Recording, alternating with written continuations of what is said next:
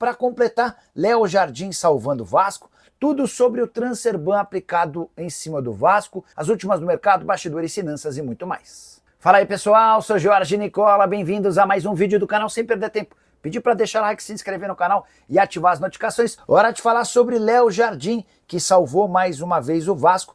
Vitória cruzmaltina nos pênaltis contra o Operário, o atual campeão paranaense, em jogo da terceira fase da Copa do Brasil. No tempo regulamentar, empate 1-1 em São Januário. O Ryan abriu o placar no primeiro tempo e aos 48 da etapa final, o Ademilson empatou. Como havia sido registrado o empate no jogo de ida, a decisão foi para pênaltis e o goleiro do Vasco acabou por defender 3 penalidades. Importante lembrar que João Vitor e Paulo Henrique perderam cobranças e colocaram a classificação do Vasco em risco. Mas o Léo Jardim salvou o cruzmaltino de novo com essas 3 penalidades, assegurando a classificação do Vasco para as oitavas de final e garantindo também 3.600.000 reais. Esse é o prêmio prometido pela CBF para todos os times da Série A que passarem de fase. Só para completar, queria registrar o comportamento de Lloyd Augusto, atacante angolano que chegou a ser vaiado por torcedores e que, ao ser chamado pelo Fernando Diniz para ouvir instruções, se recusou a ouvir o técnico.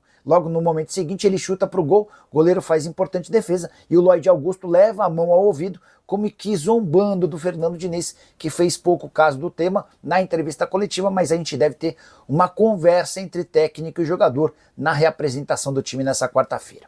Hora de te explicar sobre o transfer ban que o Vasco recebeu da FIFA. Transfer ban é uma punição que impede o Vasco de registrar atletas como reforços pelas próximas 3 janelas. Esse transfer ban acaba assim que o Vasco se acertar com o Nantes da França. A dívida é referente à compra do atacante Adson, que na temporada passada havia custado 26.600.000. O problema é que o Vasco pagou bem pouco dessa dívida e hoje o clube francês cobra cerca de 25 milhões de reais.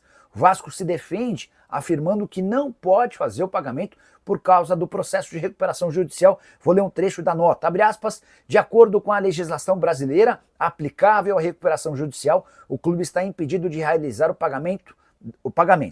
Da mesma forma, a jurisprudência dominante do Comitê Disciplinar da FIFA é no sentido de reconhecer a jurisdição das legislações nacionais e não aplicar a referida sanção em caso dessa natureza. Então o Vasco se defendendo, afirmando que ao entrar no processo de recuperação judicial está impedido de fazer os pagamentos e que a FIFA deve reconhecer as legislações locais, no caso, não poderia aplicar essa punição.